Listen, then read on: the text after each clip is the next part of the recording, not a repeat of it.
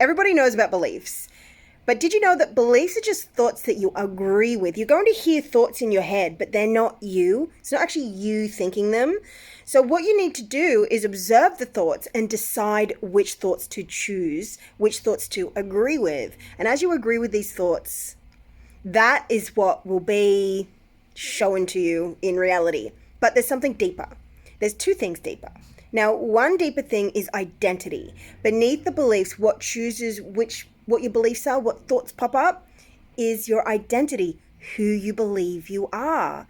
But there's a level deeper, because most people stop with identity. So I do hope that you'll keep watching, because this is the game changer. And if you know this next step beneath identity and beneath beliefs, then you'll be able to heal your symptoms, whether it's physical, chronic pain, illness symptoms, emotional dysregulation symptoms, anxiety, overwhelm, agoraphobia, even aging. You'll be able to heal your symptoms. So identity is where you believe I am someone who, and you can just look at your life and just name how your life is.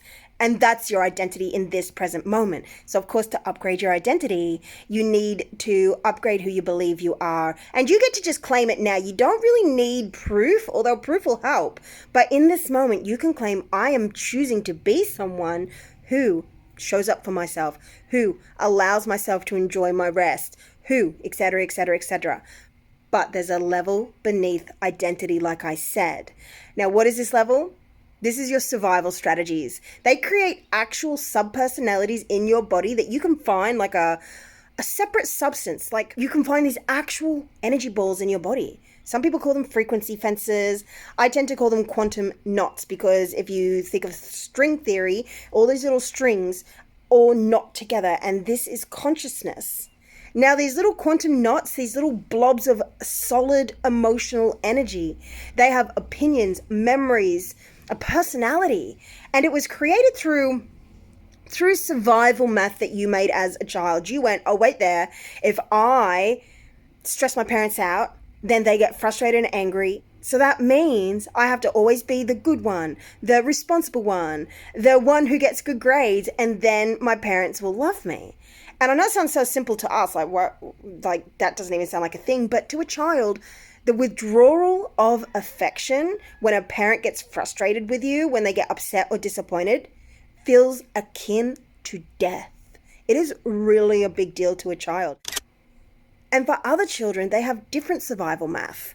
For instance, if they grew up in a volatile environment with unpredictable parents, they might learn, when I listen to my parents, then I'm in an unsafe situation and bad things can happen. So therefore, when people tell me what to do, especially in authority, I will not comply. And that creates an entirely different level of reality for a person. So if you are more of a high performer person, you don't like to rest, you have to be on, you push your feelings aside, then you likely were praised a lot for being the best, which can be very destructive to a child, rather than praise for your effort.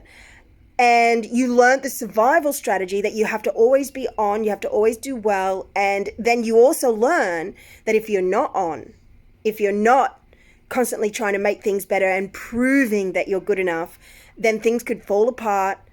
And then you will be rejected, unloved, exiled, all these sorts of things. And you're not thinking this consciously. This was a decision you made when you were 2 years old, 5 years old, 10 years old, but especially at the younger ages, before you knew what you were doing. You were just thinking about life. Like, oh, I better always, oh, I better never.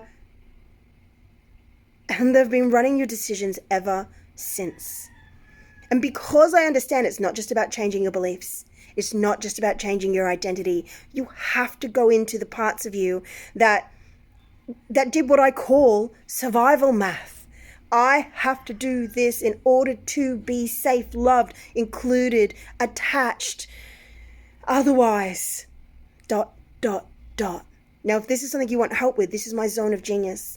I've helped clients not only step out in their business, heal visibility fears. I'm speaking of one particular person. At the same time as I did that for her, I also healed her stomach spasms that she was sent home to suffer with, because your physical symptoms are related to your survival strategies. And these survival strategies, they helped you, but now they're outdated and they need to be updated. And when we go in and we speak to these subpersonalities and we update them, well, this is where your reality changes too. And when we go into these survival strategies and find these parts of you which are not something to release, they are not something to change, they are not something to delete. They're a part of you that needs your love and to be embraced, which can be really hard I remember when I had my chronic lung disease, which I healed naturally with this method, not being able to breathe and literally suffocating within my own body, having to send those feelings love on my own, that was near impossible. I needed someone to help me through that. Now, that was 2011. I had a chronic lung disease, sick for months and months and months, every year for years in a row. Excruciating pain, hours every day of coughing. It was a nightmare. And at the end, I had walking pneumonia. I was on death's door. And I finally did, one thing led to another, synchronistic timing. I was able to do this big 4-hour healing and I healed it. I then had about 6 or 10 weeks of sessions after that following up just to make sure I got the depth of it. But when I say the vast majority, I only had a tiny fraction left, whereas before my whole lungs felt like lumpy and like congested and couldn't breathe. It was pneumonia. So 2011, I healed that. Is 2026 at the time of recording this, and I haven't had another serious lung issue since, ever. This is what happens when you know how to work with the survival strategies. Go in and heal them at the actual root. If you're done living with symptoms, whether it's physical or your body's simply going into anxiety or you've lost the joy for life because all you can do is perform and work and move instead of resting and honoring, and you keep overriding yourself, send me a message to see how my work can serve you. I'm Kai Clifford, your spiritual guide and energy alchemist, and I'll see you soon.